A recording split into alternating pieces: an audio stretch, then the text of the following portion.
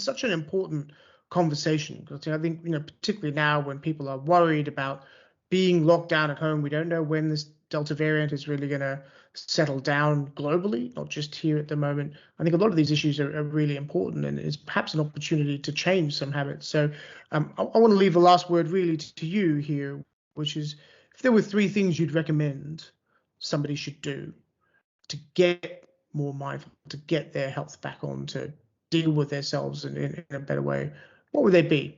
You've just met them and they've said, Duncan, what are three things I should do?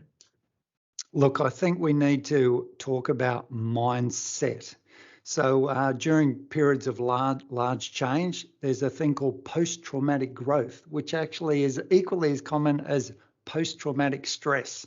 So we need to change our mindset. So good things can happen with change. Forced change can make good things. I want you to think differently about stress. Don't worry about the things you can't control. Worry about the things you can control, your attitude, your actions, and of course, the mindset plays a big part of that. I want you to move regularly. You don't need to swim with me every morning. You do need to move during the day.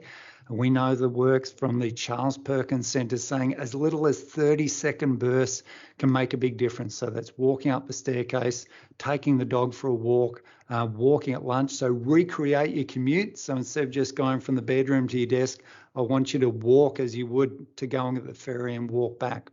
I want you to think about what you eat. Increase fiber, that increases your microbiome. The gut-brain axis is going to make an enormous thing. And lastly, I've focused on recovery. We all need to think about how we recover and how we sleep every day. So focusing on sleep or that level of recovery is super, super important. You can't do it all at once. Just choose one thing you want to be better at, make it super small and try it right now. And then, of course, check in with a friend, those meaningful conversations that we spoke about previously. We want to make sure that you are socially connected. That doesn't mean in the flesh. That could be meaningful conversations over the phone or via Skype, as we're talking today, versus a simple text is really, really important.